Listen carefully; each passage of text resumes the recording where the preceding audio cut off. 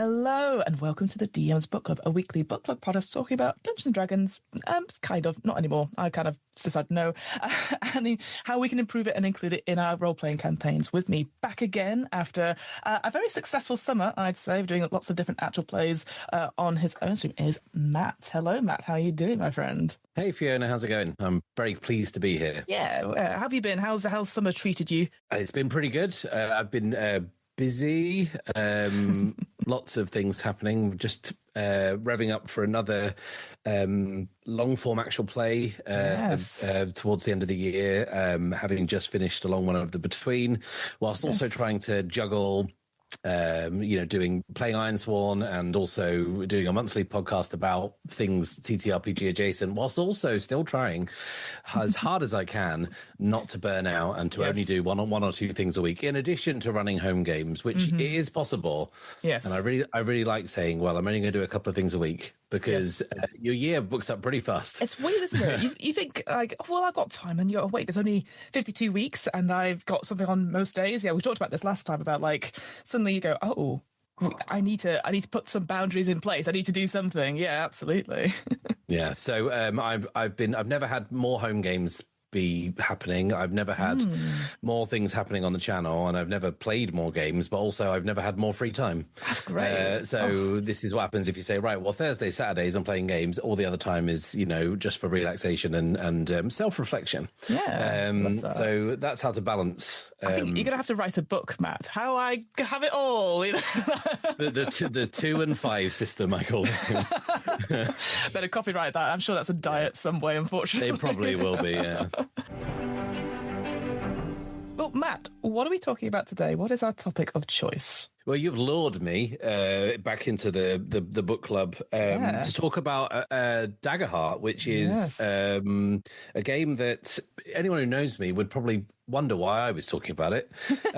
But I think that I've got a lot to say about it. And I think that as someone who doesn't have a background in trad games, I think it's really interesting to me, the fact that it exists.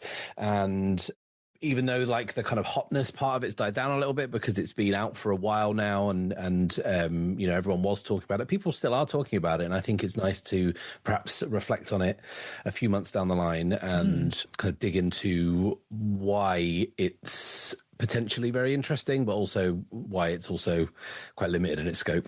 Absolutely. It's interesting because right now, at time of recording, Daggerheart is one of 2 big RPGs that is sort of out. They had a big sort of thing at UKGE and also Gen Con, but also Draw Steel, sort of on the opposite side of the spectrum, has also come out. So now we have this sort of weird spectrum of, like, 2 different kinds of, I think, high fantasy games. And, like, where it is like, choose your character.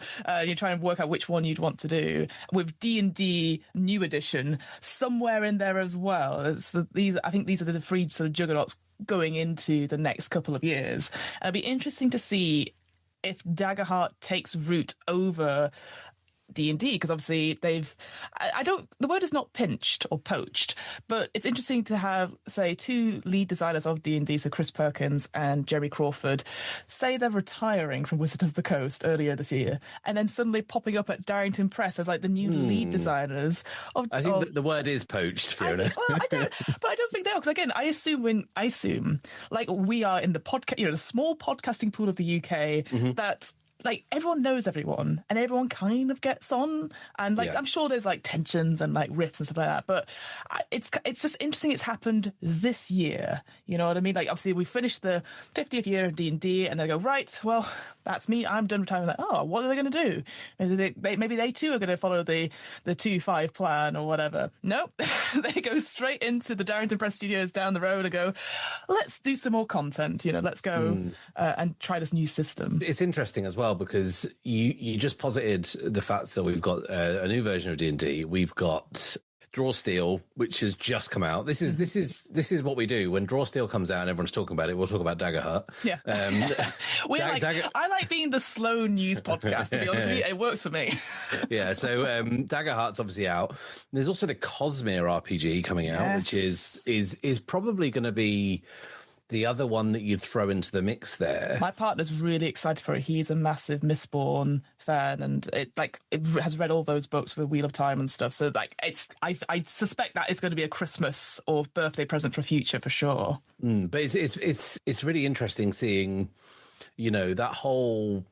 I can't remember what the name of it was, the scandal with the SRD of D&D, and yes, or finding a lot of creators finding themselves either unable or restricted in the way that they can monetize D&D content and having to kind of forge their own way. And this is the end result of all that, because I remember, obviously in that kind of nebulous time where everyone was scrabbling to find a foothold and go, oh, what do? We're going to have to make our own thing. And I remember Matt Colville and stuff going, oh yeah, we're working on a game, and then all of a sudden that was the MCDM RPG. I'm glad they've come up with the name for it now. God, yeah, because that didn't roll off the tongue too well. I was going to say, you have to call, D&D works, and unfortunately we've been programmed to say D&D and RPG interchangeably, but then MCDMC, God knows what, It's too much, but like it's really interesting that it takes this long for them all to come into fruition, as well as a new edition of.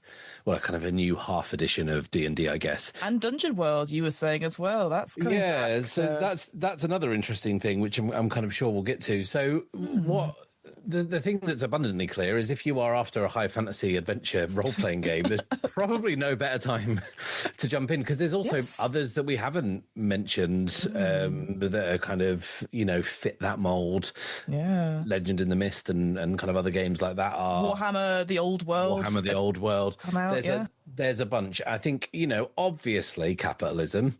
Yes. There are lots of people looking to make money on an audience that potentially is shifting away. Yeah. I think that it's no coincidence that the ones that will probably be successful are the ones with some kind of IP attached.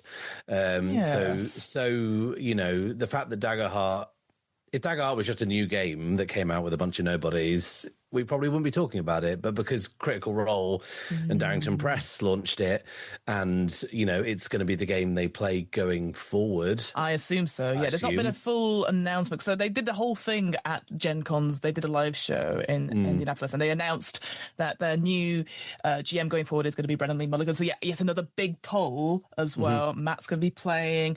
It's going to be a new world, all that sort of thing. But they haven't officially announced the system, but I would assume it would be foolish to be like, and now D&D 5th edition. No, it would be crazy. It would be crazy to spend all this time and all this and sell really well, because we'd probably start off by talking about how well this is done. Like this sold out everywhere. Sold out twice in the US. So UKGE, I went to the stall about 1 o'clock on the first day and was like, oh, the Darrington Press haven't really brought very much. And they sold it in 2 hours. They sold everything they had. They did have unders of what they were supposed to have, but they still sold it all. And that's, a healthy position for a game to be in, I guess. So, if anyone's going to do it, they can do it, I think. And of all the games that you would look at to be the most likely to succeed, I'd probably put Daggerheart nearer to the top than the others, just because I agree. Draw Steel is gonna get you the guys who never really moved on from 4th edition D&D.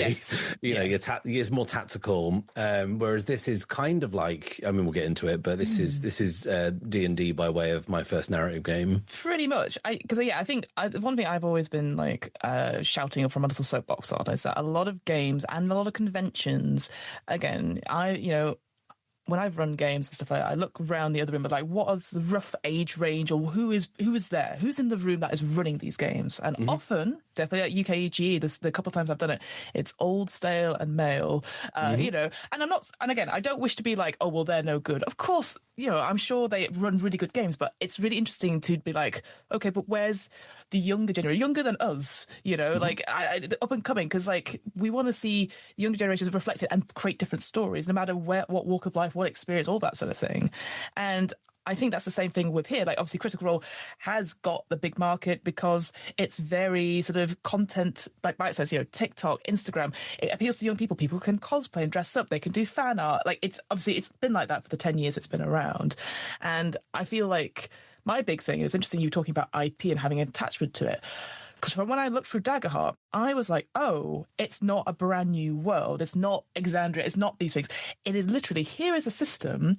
And one of the things I was like, not sure about it was like, because I don't have a world.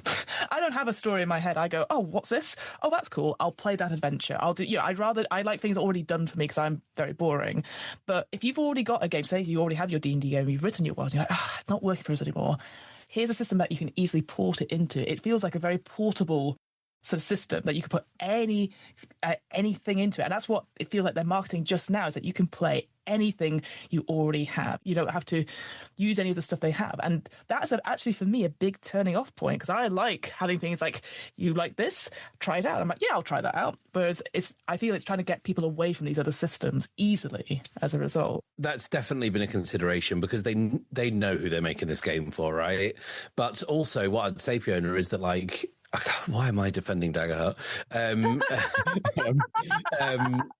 They've got those, like, is it 6 or 8 campaign settings that are just kind of frames? Yes. Frames. Yeah, they're kind of just plug in and play. Whether they're interesting enough, I mean, I looked through them and I was just like, I mean, I don't really know which of these I'd particularly want to play, but like, the fact that they do have options. But then going back to your point and reinforcing your point, whilst also defending Daggerheart, I think they've given everyone a little bit of something. Yes. Whilst also saying, okay, if you want to just bring your generic fantasy world over from D&D, there's my first bit of shade thrown at D&D there, over into this, you can plug your generic fantasy world into it, and that's absolutely no problem. Yes. And most of what you can do in D&D will be analogous to what you can make in Daggerheart, which is, from what I can look, and this is me, I should probably say up front, I'm not a D&D expert. I played it once, did not like it, and bounced off it, and that's fine. Yes. Everyone else who likes playing it, I'm really pleased for you. Great. But like, I don't have that relationship with D&D, which a lot of people who will be coming to this will have, because I don't really know the mind of the average D&D player. And when we get to later on in my experiences of playing Daggerheart, I will kind of offer a little bit of how I was proved wrong about my thoughts about your average D&D player. But like, I don't know whether your average D&D player gives a shit about, like, playing a different game. Yes. Whether this game is for Critical Role fans mainly, or whether it is, genuinely going to be for those people who, use the word D&D to describe a role-playing game and don't understand there are other games than D&D. Yes. So it's like, I don't know where it sits exactly. Yeah. But what I would say is that, like, if you got someone who'd never played a role-playing game before, and I think most people who'd never played a role-playing game before would take to Daggerheart easier than they would take to D&D. Oh, 100%. The book itself is, put it this way, you could open a page and get your information you need within 30 seconds, leave less than that. Mostly because it repeats its information quite a lot. Yeah. That's fine. Like, I don't mind that, because as someone who has come from an academic background, and I know yourself, an academic background, you need to put these information in several times before people get it. So I didn't mind that too much. But I just wanted to speak quickly on the campaign frames. That, for me, was the most interesting part of the book as a GM, because I was like, oh yeah, I'd like to do these things. So yeah, I'm coming at from this as someone who obviously hasn't played any of Daggerheart. I've read through the book, and again, I'm just like, what is it for me as a GM that I would want to use this system over something else? And for me as a person, I love it when I'm like, I love the setting, I love this. So the campaign frames worked for me in the sense of, here's 5 or 6 things where I'm like, okay, that's cool. But similarly, obviously, their previous RPGs, a Candida Obscura, which, let's face it, not a great system. Like, it does the job. It is just Forged in the Dark with the serial numbers kind of. But the setting has potential. It's interesting. It's the American version of, like, Victoriana. It is the Between, but watered down incredibly so. Is the Between, but you're playing cops. Yes, exactly. Already I was like, well, I don't mind trying that one out. And then I tried it out and I was like, the system isn't great, but I instantly see the setting and go, cool, let's get rid of the cops. Let's do our own bit and pieces on it. So that's where I'm coming from it in that sense. Let's go to it, because you have actually played a session at a convention of Daggerheart, and what motivated you to sign up for it, I guess? So over on my channel, I do a monthly podcast called the Ironsworn Guys, where me and another veritable Ironsworn players, Steve Morrison. Firstly, we just wanted to we talk all the time, and we just thought, hang on, should we record this? Would anyone find this interesting? And we started talking about just Ironsworn, then just solo gaming, and now we just talk about anything. Heck yeah. And when Daggerheart, the playtest came out, we looked at it and we were kind of fascinated by it, and I was fascinated by it because, as I said, like up top, like I have never played D&D past one. So I think we played one campaign and we did 2 sessions, and then COVID happened, and I've never been more grateful for a global pandemic. And we never got picked up again. That's a joke, everyone. I know it was terrible. But sometimes there are benefits from staying indoors. I have an excuse. We cannot see each other. Yes. Fringe benefit. But that was one of those things where like it ended, and like no one ever went back in the group and said, "Hey, we should really get this going again." Because online, no, and we just played something else. So like, but the thing is, and I don't have my TTRPG career is very backwards. I've talked to Fiona about this lots before. D&D was like the 11th or 12th game I played. Wow, like I'd played things like Fiasco and 10 Candles before I played D&D, which makes my attitude to games very strange. And I don't, obviously, D&D is normally, even like the dyed in the wall narrative players have played at least one campaign of it, but like, I just seem to have dodged it. But what I will say is that one of the games I played the most was Dungeon World. Yes. Because I loved Powered by the Apocalypse games and got sent Dungeon World, and I played that. That was the second campaign I ever ran. It's like maybe the 4th or 5th game I ever played. So it's not high fantasy that's the problem for me. It's the system. Yeah. So when Daggerheart came out and we looked through the playtest, I was like, this is kind of interesting because they're clearly trying to appeal to D&D players, but they are also desperately trying to drag the game kicking and screaming into the 21st century. But then at the same time, they're trying to keep what people like about D&D in tact. Then when I saw some of the names of the writers who were involved and the contributors, I was like, this is actually kind of interesting. So UKGE, where I went this summer, there was previous year Candela Obscura was the big hot playtest, or not playtest, but like open gaming tables. And this year it was Daggerheart. And I thought, do you know what? Know your enemy, all that kind of stuff. I'm interested to play this, and I signed up for a playtest. It was the Sablewood Messengers, I think it's called. The basically the standard starting adventure that you kind of begin with, and it was all pre-generated characters. Yes, of course. And that was it really. So I signed up for that and kind of just wanted to get my head into what the game was about and who is going to be playing it. Yes. And that game is not for me. And when I say it's not for me, I'm not saying I don't like it. No. I'm saying it is not made for me. No, it you're is not the audience. Targeted at me. I'm not the audience, right?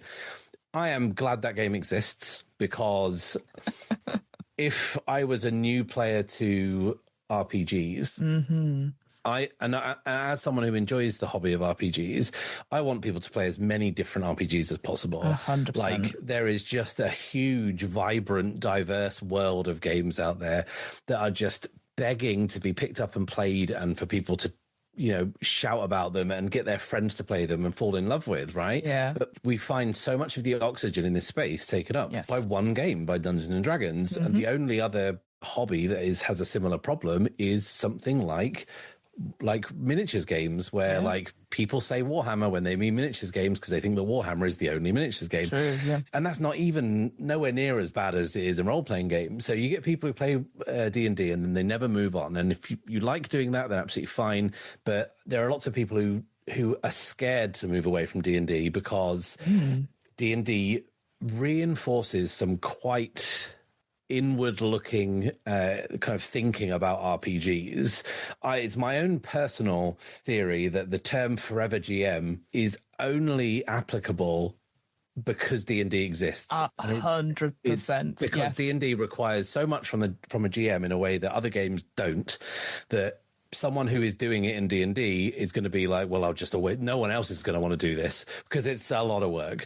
So the play culture of D&D is responsible for an awful lot of inward-looking ideas about role-playing games. And I think if you played Daggerheart rather than D&D, you would be far more open to trying new things, because it ultimately, for me, like it's got like a lot of narrative elements and a lot of modern kind of Powered by the Apocalypse elements, a lot of stuff that's from Blades in the Dark.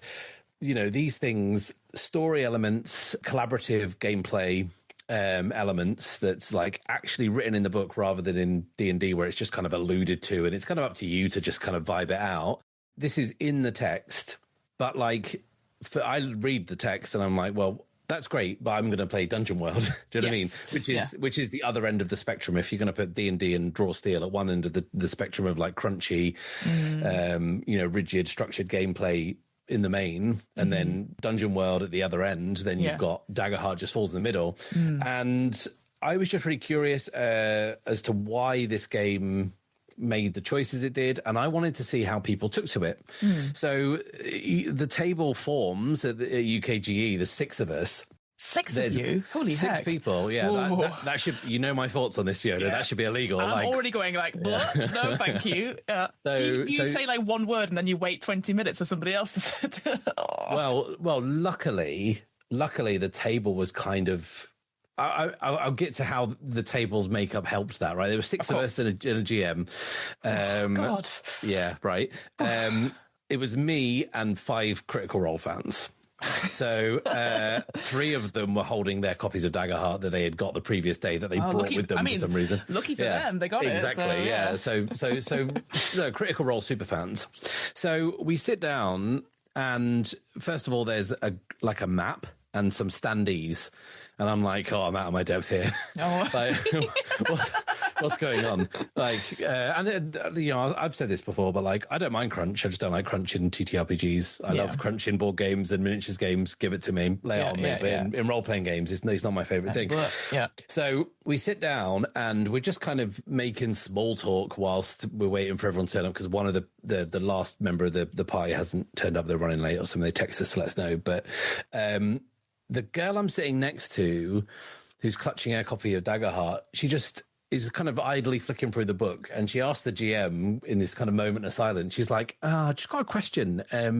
How do we calculate our like flanking bonuses? And I instinctively laughed and then realized that, that must be a thing in D&D, right? Yes. Yeah. And then the guy running the game was like, it's not really that kind of game. Like, you'll see when we get into it. And she looked petrified at that point. And what I'll say is, and like, there's a happy ending to this story, right? Of course. Whilst we played this game, I played it like I would play any game. Yeah. So when there was just kind of faffing around, I didn't want to talk about what we were doing. Yeah. I just wanted to do it. So I just pick up my little standee. I was a frog, by the way. Great. I was a rogue frog. And when I say a rogue frog, the class rogue, not like it was a frog from another game. Frog on the map, and you're like, got it, it's mine. That's mine. I was a frog rogue. That's probably how I should say it. And like, I'd just pick up my little guy and I'd move him. But then when I did that, at least one other person at the table would say, "Oh, whoa, hang on. How can you move that fast?" And I'd be like, I'm a frog. like what's happening? Me how fast I move. I'm like, I don't. And then the GM would have to step in and just say, it's not really the type of game where we like measure speed. It's all a bit kind of like loosey-goosey. It's a little bit abstract. And these kind of other players look kind of, and I was just like, it's going to be a long 3 hours, right? This is going to be hard. But what I would say is, the system is such that those players got on board with it incredibly quickly. Oh, that's really good. I walked away from that game feeling bad about not giving D&D players credit, because that same girl who sat next to me and asked about her flanking bonus, at the end of this big fight that we had with some wraith or something. Yeah. Like, at the end of this whole thing, having opened the session asking about her flanking bonus, she actually took the narrative reins out of the GM's hand without being prompted to. He didn't say, tell me how it goes down. She just said, right, this is what happens. Described the way that my character and her character brought this thing down. And it was like, and I was like, oh, that's really cool, because if you would have asked her at the start of that game, and I don't want to like kind of speak for her, but like my impression of her was that she would have just been happy to have people tell her what to do. And that's how the first hour of that game panned out. Yeah. She was just happy to respond. The GM was finding it hard work. I was finding myself just doing stuff. And then I was like, oh God, am I the guy? Am I taking the spotlight because no one else is doing it? So a lot of the time I just kept going off and doing my own thing rather than trying to get the group to do a thing. I was like, right, while you guys are figuring this out, I'm going around the back to talk to this robot or whatever. So it's like, but then by the end, and not everyone at the table felt this way. There were a couple of other people who at the end said, oh my God, we love this game. But I was like, did you even say anything? Did you even? But then I think you sometimes get those players in bigger games when there's a table of 6. So when I said about it was a table of 6, I was really playing at a table of 4 because there's really only 4 of us that kind of did anything. But what I'd say is that, like, you know, I walked away from that game thinking, oh, I'm never going to play that game again. Yeah. But also, if I was a fan of Critical Role, or like I'd only really ever played D&D and I played Daggerheart, I'd be walking away from that session thinking, wow, that felt a lot more collaborative. That felt really a lot more exciting. Yeah. Not only, and this is the important thing, not only did I enjoy playing that, I'd love to run that. Do you know what I mean? Really? I would, that's what, because all of a sudden, if you're a player who's just played D&D and you've just played with maybe GMs who kind of go a bit more by the book and they describe to you what's going on and you react to it from behind a screen whilst you're trying to find out what's written on the piece of paper, like if that's the kind of games that you've played to that point, you might think, I don't ever want to be behind that screen. I don't want to have to do the heavy lifting. I don't have to come up with all the stat blocks. But this is way more collaborative. There's a lot more player agency and there's a lot more input that I can have. And I was like, maybe that doesn't seem so daunting to run a game like that, because there are things in place that you'd be like, oh, I don't have to think of something because the players are going to come up with things. Yes. And when the GM was asking us questions, and this was something I found completely alien and almost made my head fall off, he was asking us questions about stuff and the players would be like, well, you know, what can I see? Like, do I have line of sight to this? And the guy was like, no. What does it feel like to be in this space? He was asking like actual like questions to prompt you to do a big choice. Yes. And after a while, everyone got into it totally, but you could tell that a couple of those players had never been asked those kind of questions. They just turn up with their dice and their snacks. They get some numbers in front of them. They roll the dice and see the number go down. And no shade on that. They must be having a great time because they're clearly doing it a lot. But like, I think if you're talking about play culture as being one of the most important things in role-playing games, and I definitely think it is, and like, you know, I try and promote games that promote healthier play cultures and more collaborative play cultures.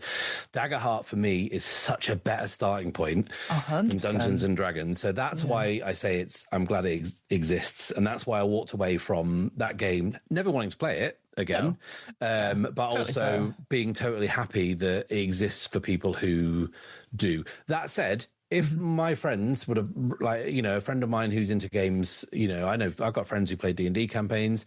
If they said, do you want to play D&D? I'd just say no. But if they said, hey, I'm doing 6 weeks of Daggerheart over the summer and I've never GM'd a game before, do you want to play? I'd probably play it. Yeah. Do you know what I mean? I'd probably play it. Because, it rewards those big choices of being proactive rather than reactive. That's really interesting. And, would you say, because obviously you said that it was a bit of a difficult first hour, like the switch, it was just people getting used to it, would you say? Or the system, or the GM, or the players around the table? Was it all a combination of everything? You know, because sometimes I would be the same. I'm like, I don't know what to do. And so I would just normally now just ask, sorry, what's the dice mechanic?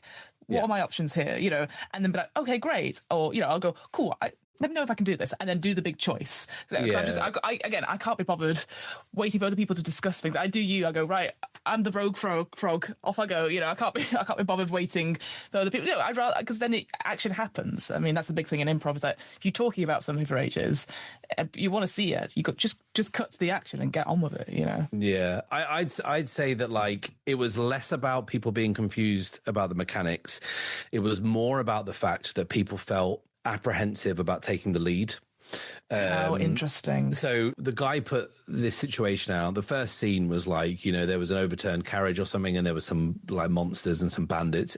Standard deal, right? So he laid out the little standees and the map and everything, and then asked people to kind of interact with the world. And people were more talking about things like line of sight and cover and their bonuses, rather than they were of like exploring and trying to find stuff out. Yeah. proper video game vibes, like Baldur's Gate, exactly. You know? And that could well have just been the table I was playing with. Very often, there's a very high possibility that it is, but. For me, it kind of felt a lot like people who had really only played games where they didn't really have that much agency in shaping the world because, there was lots of opportunity to do so in the way that the GM set it up. And also, like, there were plenty of opportunities for them to take if, that were just right there, And, I added some narrative bits when I was, rather than just saying, my frog moves around into this position and climbs the tree so we can get a good view of the battlefield. Rather than doing that, I put some narrative business in there. I kind of gave it a bit of flavor, and that's how I approached it. But you could see that everyone else waiting for the GM to do that, really, which was kind of hard. But then everyone got into it. Everyone got into it. Good. And by the end, people were playing in that new play style. So it proved to me that it really isn't that hard for them to step up. What I would say, and this is my biggest gripe with Daggerheart, and it's actually not to do with some of the other things that people, and I don't know the rules well enough to like address the complaints or speak to the complaints other people have made, like ability stacking and all this kind of stuff. Apparently, there's some real kind of like.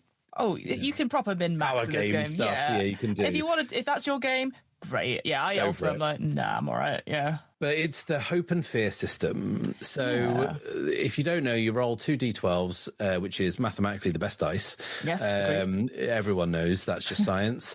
So you roll 2d12s, and one's two different colors. And if your good one's higher, you get a hope point, and if your bad one's higher, you get the GM gets a fear point. Yeah. And it's this kind of like little meta currency that happens in game. You add the dice together and you get over the difficulty. So you succeed with hope and fail with fear and all the bits in between. Yeah. It's very stripped down version of the Genesis system, which is the first role-playing game I played. So like I was used to, but having been the first role-playing game I played and one I've moved away from, I remembered the problems with the Genesis system and kind of what that leads to. Also, having played a lot of Modiphius Star Trek Adventures, which is a very simple D20 system, but it has this kind of momentum and threat mechanic, which is also a little meta currency that you use.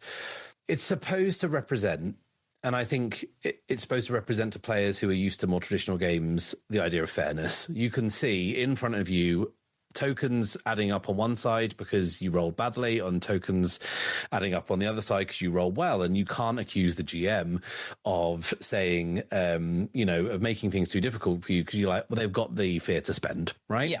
And that's exactly as it was in my long-running campaign of Star Wars Adventures. I would just hear the GM behind him clinking a little token into a glass jar, and we're like, well, okay, that's, and I would always buy extra dice with threat because I'm like, he's not going to kill us. Why would he kill us? Then the game's over. So let's just keep going. Let's go as much as we can. Yeah. Which kind of like brings me to what the problem became with this system in Daggerheart, which is people stopped rolling and there being a complication. They just either succeeded or failed, and they got a token.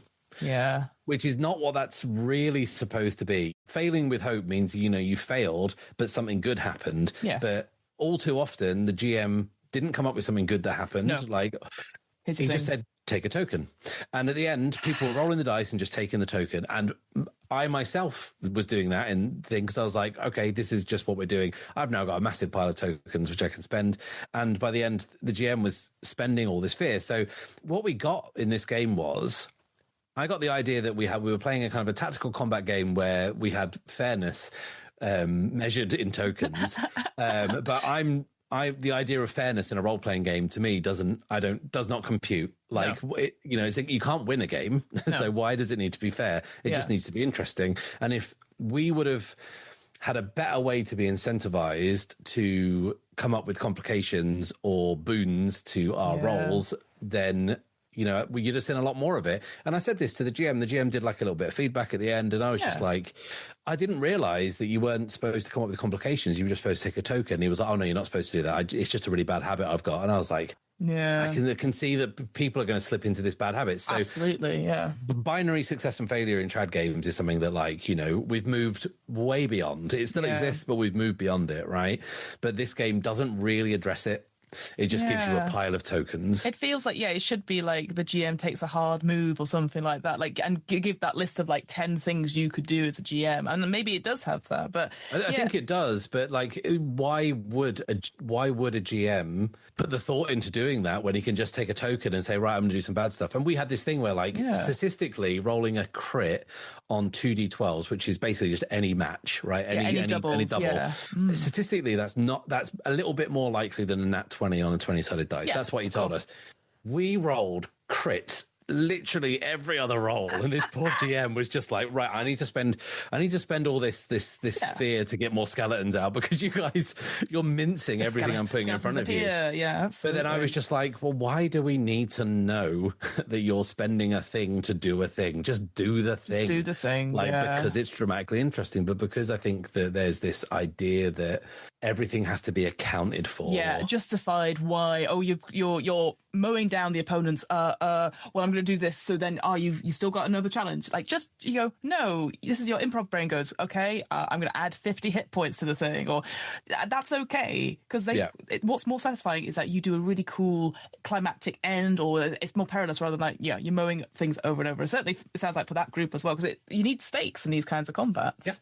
Yeah, exactly. So I felt the experience was very interesting, and walked away from it thinking, 15 years ago, before I picked up the Star Wars FFG game, which was the first role-playing game I played as an adult, I picked that up because a friend, like my board game group that we've been playing with for a while, said, hey, does anyone fancy playing D&D? And I was like, I've never read D&D, but I have read this Fantasy Flight book. I think it was kind of new, I think. Yeah, they're out of print now. They've not done any licensing stuff. And I was just kind of like intrigued by the dice, and I like Star Wars more than I like fantasy. So I was like, hey, why don't we play this instead? Now, if Daggerheart existed 15 years ago or 10 years ago, whatever, then absolutely we'd have played that. And I think we would have had a great time with it. And then perhaps moved on to other things. One thing I would say is, and this is just my Carl from Brindlewood, Forged in the Dark, addled brain talking.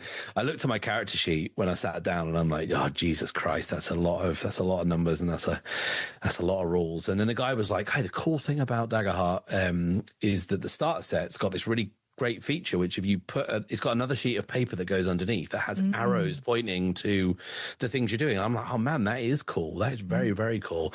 And then I was like, oh, there's two sides to this, isn't there? and then I turned it over, and I was like, oh my God, there's more on the back. And then I found another sheet, because then we were playing for a bit, and then one of the other players was like, I'm just going to do this ability that's on my card. And I was like, we've got cards. And he was like, oh, you got another sheet. And I was like, oh, God, I've now got 3 sheets to look at. I can't cope with this. So I think like it's probably less overwhelming to me than playing D&D would be, because it seems to be less maths involved, and it seems to be a lot cleaner. And I like the idea of the experience thing, where like you just get a bonus, but it's not like... It's a mechanical bonus, but it's a thing. It's a phrase you say, or like it reflects a thing. Like a memento, or like a part of your backstory or something like that. Yeah, exactly. That you can use in a scene. Did I spam mine? Yes. But like... so I assume that you get a lot more interesting ones as you develop and stuff. But to me, it made more sense than a D&D sheet. But there was still too many rules for me. That's so funny. Yeah, no, I think going back to that accessibility thing, I think if this... Again, I always say this about like D&D and stuff. So like the new 5th edition, not the new 5th edition, but the new 2025 book, if that had come out 10 years ago, I think we'd have so much more people playing it. And same with Daggerheart, just because it is so much more accessible. Like, we always joke about like the internet coming in and having to wait and hear the dial-up tone and all that sort of thing. And like, when you were looking for something, you had to search for it and really research it. And I felt the same with those books. Like, I've been reading Vampire the Masquerade recently. Christ, like, it's got some really cool lore. Can't find a fucking mechanic. And nowadays, people go, right, we're trying to create PDFs online and physical books, but we need to find them easily searchable, because you want to be able to find it within 10 seconds, 15 seconds, because we don't have time, and people just make a good instinct on it. So that's why I feel now is like, what's interesting, like Daggerheart with the cards and the dice, again, these are things that they can easily sell. They've already talked about having more classes and more class packs and cards and selling those on. Like, that's genius, to be honest with you, to keep on doing playtest stuff that they're doing now. And dice, I mean, it seems wild to spend like 30 quid on 2d12s, but by God, people will do so because it's their special hope and fear dice.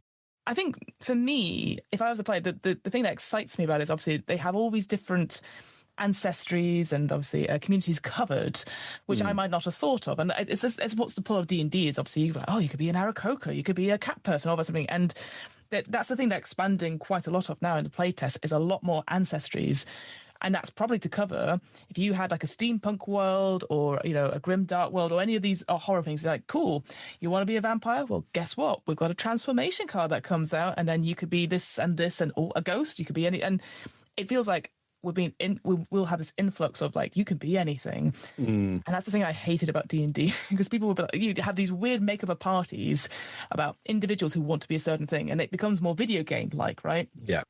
And I feel like what I will say, Daggerheart, really good writing on like what Session Zero is, how to portray disability. Yeah, I noticed that. Yeah, great. I think because again, they're kind of mentioned a little bit in the new handbooks and stuff like that, but it's not put in specific terms. And the fact it takes its time to do that, and I think it's well written in that sense, I feel a lot more confident in that. But yeah, I think I've missed the boat on it myself. Again, like you saying, I don't think I'm the target audience anymore because I'm very lucky in the fact, like when I started out GMing, we had that whole thing of we had the person running D&D, and I was like, oh God, I don't know all these rules.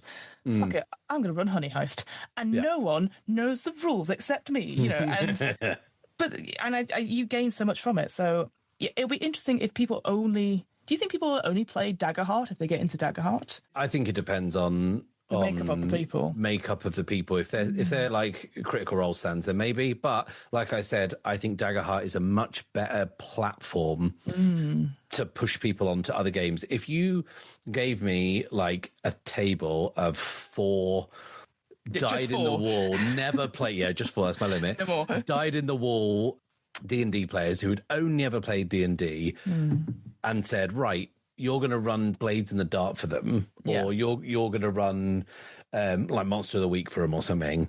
That would be a lot harder. Yes. Than doing it for 4 people who only play Daggerheart, for example, because Daggerheart's book has GM and player principles in it, which are standards of Powered by the Apocalypse games. It talks about best practices in terms of the story. Yeah, and fiction first. Even though I found this in the book, like this actually exists in the book, which is something you just never find in the GM's handbook of the DM's handbook, is that like it says don't over prep. Yeah, it says it says there's a bit which is like, this game is a collaborative game, and you might want to think about moments that might be cool for the characters, but don't script out like a whole bunch of stuff that's going to happen because the players have agency. Yeah. And I know a lot of people coming from D&D might just skim over that, or they might be too frightened. And I see it all the time, like on YouTube videos or in like Discord, people saying like, I'm really struggling with game X because I want to plan everything. And like I was in the Discord and there were people discussing Slug Blaster and we were talking about how you start your campaign.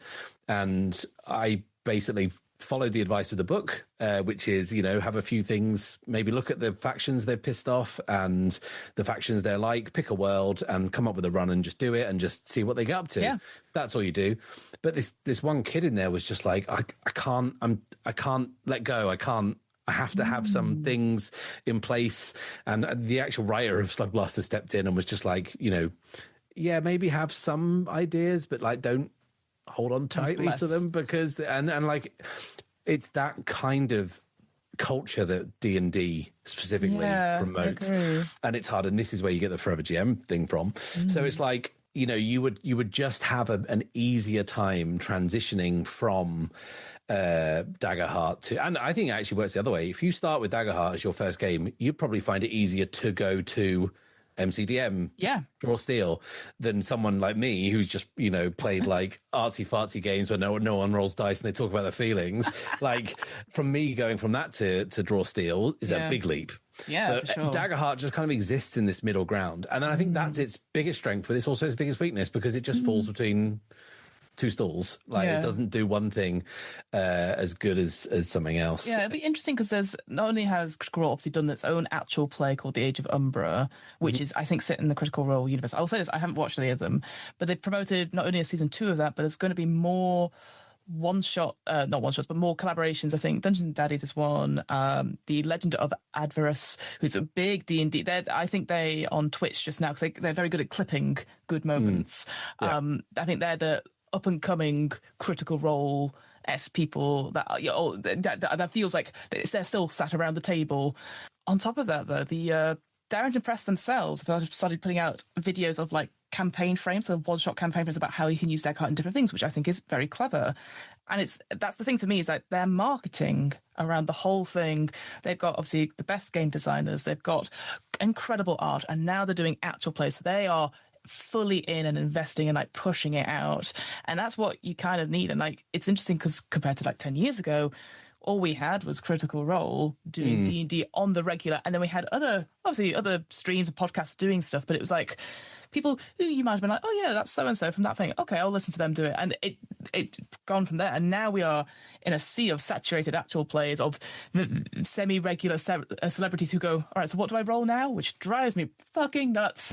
Like you'd look at your sheet and go, okay, so it's 2d12 and this, right, at least explain, like go through it there rather than like I was watching, there's a Vampire the Masquerade one called Project Ghostlight, which is very cool. They're all on a stage and everyone walks around and like, oh, moody, and then they go, okay, I'm going to roll willpower plus resolve. So it's these dice, or hunger dice, and I'm just there going, just anything, please. So what's my flanking bonus? Yeah, what's my flanking bonus to this vampire? So talk about design. Like, it's interesting. The design team for this, obviously Spencer Stark, who did Alice is Missing, is a great game. Like he's the lead, but then like below him on the additional game designers, you've got people like Matt Mercer, but also John Harper, who did Blaze of the Dark, Blaze and Feelings, stuff like that. Then you've got in the additional writing, you've got Maggie Baker from Apocalypse World, Banana Chan, done great stuff. So much solo stuff, and then Felix Isaacs, who did the Wildsea, which absolutely. Is like there's a whole, and there's more in there, like Rue Dickey, lots of other people in there. And they've announced at Gen Con, they've got a new campaign welcoming out from Keith Baker and Jenny Ayasu, who wrote Eberron. So it's like interesting that they're pulling all these people in because they have the capital for it. They know it's going to succeed no matter what. So I find it's interesting to be like, is this going to be like, I suspect that there might be a lot of Crit Awards-esque type things for it in the future. But again, it's that sort of thing where it goes back to who's it aimed for. Is it deserved? And I think it is deserved to a certain extent, absolutely. One thing I also made me laugh was like the inspiration credits of where it all came from, and there's just like a bucket load of different systems, including D&D for the advantage disadvantage system. I thought, what a slight, that's all we got from you people. So it was like, and even then it's not the traditional advantage disadvantage, but it just made me laugh so much. Go, well, guess we'll mention D&D, I guess. So to people listening right now, you're like, oh, what a weird edit point. Because we had to stop because we had to go away and do certain things. Like we've actually played a different RPG together, me and Matt, just now. We have. But in the meantime, it's wild. I know we said at the beginning that, we're sort of like a slow news podcast, Straw Stills come out, so now we'll look at Daggerheart. But we've had some Daggerheart news within like the couple of hours we've stopped recording, which is like 5 minutes after we press pause. There was an official announcement from Critical Role on their website, which breaks down what Fiona was alluding to in the other part of this podcast, which is what the next campaign is going to be, the campaign for the one that's going to be DM'd by Brendan Lee Mulligan. And earlier you might have heard us say something along the lines of, "It's not going to be D&D; it's going to be Daggerheart." Because Daggerheart. Why would they spend all that time and money and effort making a different game and then play D&D? Well, everyone, fuck, eat they're our playing hats. D&D. We're going to have to eat our hats now. It's just wild, and it's something like I don't know if I mentioned it earlier, but like they're getting in all the people. You've got your lead designers, you've got Brennan Lee Mulligan, who has stated on record, like, he loves running D&D. That is his game, and he doesn't mind trying one or two other ones, but, like, that's what he grew up with. And it alludes back to what we were saying before about, like, people getting stuck in one system and either, you know, the forever GM of it or whatever. And I know, like, he's been in other games and he's played other systems, but he just loves running D&D. So I wonder if that was the thing. So, hey, if I'm running this for you, it has to be D&D. I don't have time, she says in quotation marks, to learn a new system, which is silly, obviously. But I wonder if that was the breaking point. We want to have the all-star team, because they've got this big cast as well. They're doing like a West March style campaign with people coming in and off, which I think Daggerheart could have easily done as well. But I wonder if it's like, in order for all together, it has to be in D&D. But it's, I as we were sort of talking, like, basically my Discord sort of imploded with people going like, cowards. Obviously a friend of ours was like saying, yep, 2 Discords they were in, they were talking about it, and it's just, it's such a wild move after all the stuff we've been talking about it today, you know? Yeah, it seems like, and I said to you when we found out that, like, it kind of reeks of them not having confidence in the system to be like, I can understand, like, maybe in like another campaign's time they go back to doing D&D, like in a one shot or something. Right. But like, it seems like the very first opportunity they have to run their big ticket campaign, they go back to the game that they deliberately designed a game to get away from. Yes, they're altering it up. They're changing the GM. They're doing this West Marches style, which for years I called West Marshes. And I was just like, and I didn't really understand. Doesn't it? It just feels like a lot of wet people, like, up to their knees in mud. But yeah, it was like, I find it just odd, and I'm kind of racking my brains for possible explanations, and like all I can think of is, was there some sort of like contractual obligation with Wizards of the Coast that they have to do a set amount of seasons? You know, when like an artist suddenly comes out with a best of album, but they've only released 3 albums, it's because they're getting out of a 4-album deal, right? So they can lead, so they can lead. And I wonder if it's that. Then, you said the thing about, Brennan Lee Mulligan, maybe saying it has to be D&D. And like, I kind of don't buy that on the sense that, he's a very talented improviser and game master who could learn it. But then, would you want to see someone feeling their way through a new game? Because I remember when Critical Role, it might not have actually been Critical Role, but I saw Matthew Mercer running Monster Hearts, and it was really bad, and fair play to him. He held his hand up, and he was just like, "This is a completely new style for me." Like, it's not. I think the show was fine and everyone had a good time, but like, it wasn't the game it could have been. Exactly. And I wonder whether the stakes for Critical Role, from a production standpoint, an audience standpoint, and ultimately, the money they make from it, and how well their business performs, is like, are the stakes too high for them to gamble on a DM playing a new system?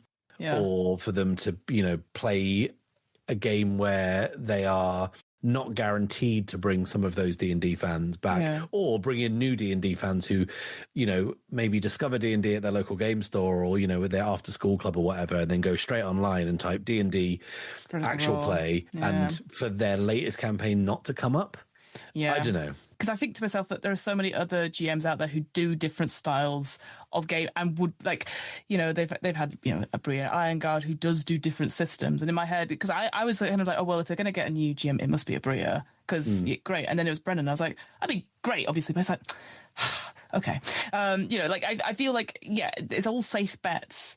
And I'm just there going, like, when you think that this is, they've had 3 seasons of D&D, and the storylines have been a bit wobbly because they're over 100. That's the other thing I was wondering, is like, is it going to be 100 episode plus D&D? Because that's not what Dimension 20 is known for, is for shorter, tighter series. So in my head, I'm like, oh, maybe it's just like a shorter series. Maybe Daggerheart's better for shorter series, So I just feel like maybe there are other elements, like you said, obviously we don't know, but I do think it is such a missed opportunity when it's a brand new season, brand new GM, brand new cast, a new world, everything like that is that. And finally, it is Daggerheart. Because I feel like the audience is still there and they will buy in because they love the people. I think the voice actors have more stake in it than the system, but I don't know. I say that I haven't watched it in ages, which I know maybe that it's just because I'm there going, like, 100 episodes. I don't have time. I'm not interested, and there's nothing about it that draws me to it. Like, the things that I will watch the start of the first season because I want to see what it looks like, and then I'll go, I can't commit to this 4-hour unedited, shambles, because that's what it is. And you are watching people play a game around the table, which is fine, but I like being a part of the table. Yeah, exactly. And I find it interesting that in the announcement, it doesn't say the words Daggerheart anywhere. It just says we're playing Dungeons and Dragons, not like an allusion to we've chosen to play Dungeons and Dragons or go back to Dungeons and Dragons. They're just playing Dungeons and Dragons. Jeremy Crawford and Chris Perkins, the newest members of Darrington Press, are writing new custom subclasses for it. So the two people they've just quote unquote poached to work on this new game. The whole thing is just so strange. The complaints that I've seen. So obviously I'm not as deep in this as other people. So like the people I've seen reacting to this on social media, like you have to go quite far down the comments for people to really kind of take umbrage to this. And a lot of them are more upset at the fact that the main cast are being split up, not that they're playing Dungeons and Dragons. Because the thing is that like they want to see the regular 6-7 people in a room together playing together, and when they've done it, I don't know much about Critical Role, but I do know that in campaigns where they have split them up, they've been less well received, shall we say? Yes, for sure. So it looks like they're splitting them into 3 tables. There's soldiers, seekers, and schemers, and they kind of just like intertwine, but you're never going to see them all at the same table, right? Because there's like 11 people in this cast? 14, I think. 14 people. Which is bonkers. Like we were laughing before about you having to deal with like more than 4 people and so 7 people in total at your table. Like imagine double that. Obviously, but not all at the same time, but you've got different threads. I'm just there going like, Christ, that just sounds way too much. And like, how do we know? Again, is it going to be like the first 4? I think it's the first main cast in the first 4 episodes, and then it's like, next week it's going to be you guys, so you better be ready. I'm just thinking the organisation. I mean, it must be again planned on such a production scale. There's no way that you won't know what's going to happen. And I think as a result, I think it'll be a much tighter story and maybe less wild choices, because if you go, oh well, that character suddenly died. Shit. Well, we'll take you out for a couple of episodes and you have to come back. I think there's going to be more, like, it will feel more railroady as a result, because it's not just like a cool West March campaign where people can drop in and drop out, and like that's just the nature of it. I think people, like you said, people want to see certain people and their certain characters. So, it's just from my. I mean, like I said, on my social media, the reaction has been like pretty positive because people who are into it like Critical Role, they just want more Critical Role. Yeah. Some people are saying it's odd that they're not playing Daggerheart, but ultimately people will watch them whatever they play. Yeah. But like, I just find it, and from what we were talking about at the start of this episode, recorded all that time ago, that like it's what we're talking about the ecology of role-playing games and D&D being so dominant and being the thing that like people are like they feel they're afraid to move away from, and they feel scared to try new things. The first opportunity that the biggest show in town gets to have to showcase a game that they've worked so hard on, that they've worked, poured so much effort and resources into making, that it has been well received, to just play D&D again just feels like such a missed opportunity and such a shame, because you will lose people going from D&D to Daggerheart. That's always unavoidable. Be the case. Yeah. But like, just do it. Like, you know what I mean? I don't know if it was because they did do like a mini series of Age of Umbra, which used the Daggerheart system, and maybe the numbers didn't do well on that, and maybe that's what they've gone, whoa, maybe not. But they've renewed it for a second season. So they're doing all these other projects with the various things. So it does seem wild that they're not committing to it at all. So I feel actually quite disappointed by that, because like I feel like what we talked about is that Daggerheart, if you're starting now, it opens you up to so many more systems that may include D&D at the end rather than the other way around, and it just opens people up. But it feels kind of a weird sort of twist to our tail, that sort of kick in the teeth, as you said, like sort of like, oh, this game is for you guys but not for us. We're gonna stick to what we know. And you're like, guys, even if I think Travis, who's the CEO of Darrington Press, was like, yeah, we only launched this game like 3 months ago, so we don't want to bet the full farm on it, so to speak. And I'm just there going like, why not? This is the time to bet the farm and do it like we're doing 20 episodes or 10 episodes or whatever, main campaign, and then see where it goes, West March start. As you said, they're going to lose people regardless. whether it's D&D or Daggerheart, but you think this is the time to make it. Would be wild that they're missing this opportunity. So, but what do we know? I'm just looking at it now. Like, I've just gone to their YouTube channel. So their first episode for Age of Umbra, the Daggerheart miniseries they did, got 1.5 million views, which is. That's quite a lot of views. It's a few less than I normally get, but I know. You're humble though. Fiona, you're right to say it, but like, going back to the end of season 3, like the last. Obviously, they have a drop off from the first episode to the last, but we're talking 6-figure views here, like 800,000 views. It doesn't seem wildly different, or like Umbra crashed and burned. But then I'm not deep in the comments, and I'm not deep in the discords of people saying, "Oh, we should just play D&D again." I've no idea, but like it just seems from an outsider's, and I definitely consider myself an outsider in this. Like, it seems odd to have done it, and it just seems to me that they've got no faith in Daggerheart. Yeah, after all their talk of like, we're going to bake our own stuff, this is our own company, but we're still friends at the table, all that sort of thing. Yeah, it does feel a bit and if anything, it makes me less likely to want to run it myself or look at it properly, because I was like, well, there's no, like you said, there's no faith in it, which is such a shame, because I do think there's a lot in it. Like as I sort of said earlier, I think it's very accessible. Like, I think the writing in it is really high quality. I think there's way too much of it. But that's okay. Like, I get people wanting to write lots of stuff, and then you get to the actual meat of it. I think I say this about every book now, I think it would be nice if it was split into 2 books, like the player stuff, which is all the player character creation, and then the GM stuff, just to make it a little bit easier. Because always these big, heavy books when they're 300 pages, I'm just like going like, what's important about it? And for me, it's not the player. The players can make whatever characters they want, whatever ancestries, whatever communities. I will believe them. I'm not, again, because we've got the similar playstyle. Like, what do you want to do? Amazing, let's go. So they've got the card mechanic. It's all of it is there, perfect for like capitalizing on. And I don't know. Again, we might see when they do that big sort of source book by Keith Baker and his partner next year. Maybe that will be the big change. Maybe they need like a world to go with it. That was what I thought was interesting. Is that they had the campaign frames that I said at the beginning. It's a system that you can import your current game into, but maybe it doesn't stand up on its own. And I think that maybe is what's missing from it, is having a source book of various campaign frames that you can take from that will inspire you to use this system and continue your stories in there.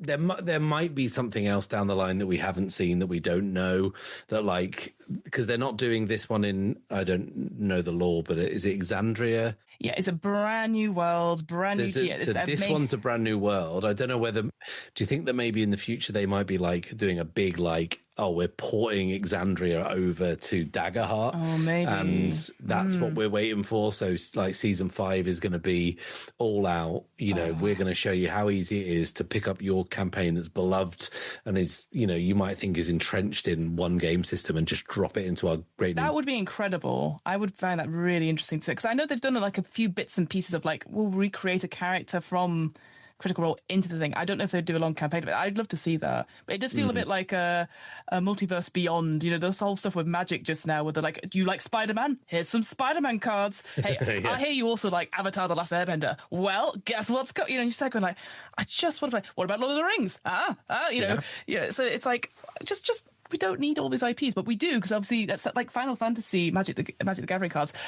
They're not, you look at them, they're beautiful. If you love Final Fantasy, you're going to buy them. You're probably never going to play Magic, which fucking sucks. You're not using it for what it is. So, I think it does feel if it goes down that road, multiverses combine. I know that people would want that. I'm just like, I do not want that. I think I'm gonna spend like a bit of time, just because I'm curious from an outsider's point of view, like what the reaction is to this.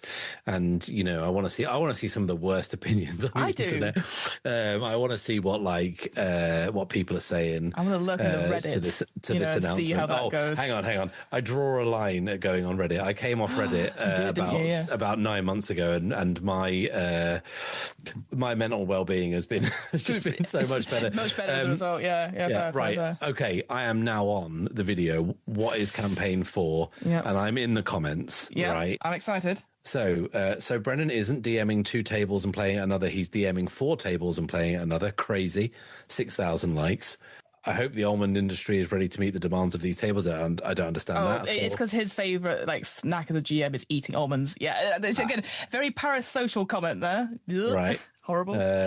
Hope Brennan has a hidden snack tray built into the table. We're getting 3 stories for the price of 1 campaign and a masterclass in DMing for different character types. My excitement for season 4 is skyrocketing. Holy moly. What is campaign 4? It's my first campaign to follow as a new follower from beginning to end. Everyone just seems pretty psyched. Let's go down. Let's go down. There must be some down voting there. Yeah, there must be something. But maybe there isn't. Maybe people are just excited again because it's like their favourite characters. Maybe the system doesn't hold that much weight as much as we think it does. Yeah. Maybe we're just old and grumpy, Matt. I'm a creator from the earliest days, but I've been absent for most of campaign 3, during which I've been inhaling almost everything that Dimension 20 do, so it feels wonderful that Brennan is on board. I love the different tables, right in Brennan's wheelhouse. I was originally worried the entire OG cast wouldn't be there, but to hear not only are they there, but there's so many of my favourite guest stars. I cannot wait for campaign 4. The fans asked, what will season 4 be? And Critical Role said, all. Which is about right. Yes. I tell you what's interesting, right? I mean, I'm scanning these comments and I've gone down dozens and dozens and dozens. There is not one mention of the word Daggerheart. People are just psyched for BLM, and they're just psyched to see people back, and to see 13 players doing it. Oh, I've had it there. Oh, here we go. Right. I'm ready. Let's go. As someone who never practically liked D&D, it was a bit disappointed by season 4 going in with it, but I'm not surprised. Critical Role is an entertainment company, but they want to make money as well. They put out Daggerheart, and it's good enough that theoretically it would be possible to run campaign 4 in it, but it would not be easy. It's still newborn and it lacks maturity, depth and scale. But I bet you that when they announced Brennan Lee Mulligan as the game master, all Wizard of the Coast execs shat themselves. Brennan could even manage campaign 4 using no system, so using Daggerheart sounded like a plausible threat, which means the price Wizards of the Coast had to pay to keep D&D went up, and it means that Wizards of the Coast, this is Charlie red string theory now, and it seems that Wizards of the Coast was willing to cough up more in the end. So this is implying that essentially Wizards of the Coast have put their thumb on the scale and said, we see what you've done here, here's some more money. That's wild, because I don't imagine they would take it, because they're doing so well. That's why I'm just there going wow, because especially with Wizards of the Coast right now, they cut lots of jobs. The last couple of videos where they've done playtest stuff have been really not great, so it's not cool. I think ever since the OGL scandal, it's been hard to be be supportive of them or be in notion.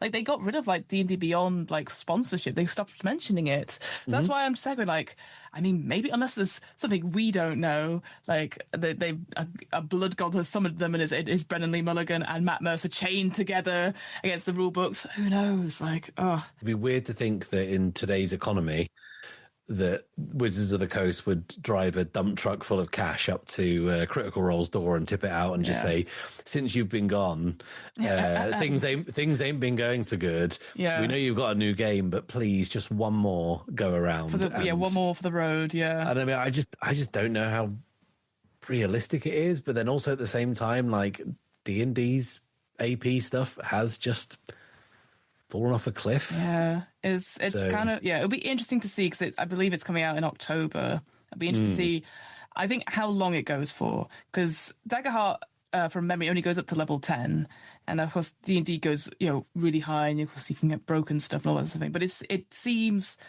like maybe they're all in it for the long haul again, and I'm just going it sounds like a big commitment, and maybe they're doing a lot of, I know they used to do lots of pre-recorded stuff, and so maybe it's going to be that as well, but yeah, it'll be interesting to see. But yeah, I think a big missed opportunity. And like I said, I don't particularly, we talked about this as well, I don't think Daggerheart is for us in terms of an audience, but I think it's such a interesting thing that makes me, and the campaign frames, I was like, oh yeah, I could run this. I'm not completely shut off to it. And you've played it and you can see value in it in the sense of players who are just D&D can hopefully get to grips and be open to other things. So it just feels like, yeah, I know we keep going back to it, but a wasted opportunity. Yeah, it really does, and for everyone involved. Well, Matt, what a bum note to end on. What a bummer. Yeah, I mean... Yeah, I think we would have been anyway. Like, hey, Daggerheart exists. Play it, I guess. Play it over D&D. But it looks like the people that we needed to get through to was Critical Role. Yeah, clearly, if you're listening to Critical Role, first of all, why? But also, but Matt, thank you so much. My final question to you before I let you go back into less Daggerheart, less D&D stuff. Where can we find you on the internet? Is there anything you'd like to promote? Where we can find you, your stuff? So you can find me mainly on YouTube at The Bad Spot. You will find all my stuff on there. You'll find hundreds of hours of me playing solo, more specifically playing the Ironsworn games, Starforged, Sundered Isles, and the original Ironsworn. But you'll also find me playing kind of big table games and with some people you might recognize, including Fiona. You'll see us play Trophy Dart together, and Fiona is the absolute glue that holds my table of the between, and can't say what it is yet. No. But we've got another one coming out, another official collaboration that fell our way, and Fiona is helping me keep that together. You'll see us playing, basically I play narrative first games on my channel, and also talk about games. There's lots there.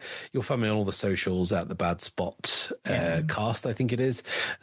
Also on all audio platforms, you can find my stuff being slowly uploaded from 4 years ago. It's slowly getting up there because people kept complaining about it, and I did it.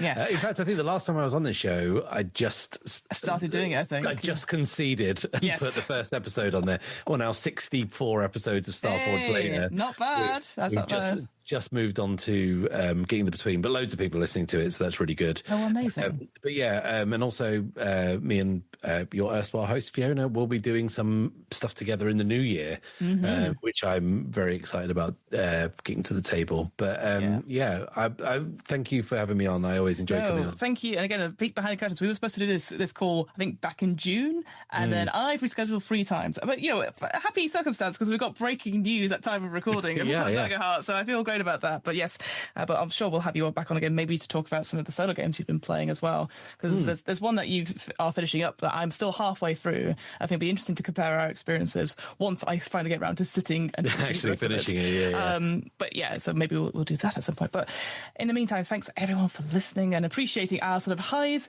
and a weird bit in the middle. But we'll be back next week with another episode of the DM's Book Club. But until then, friends, goodbye. Goodbye.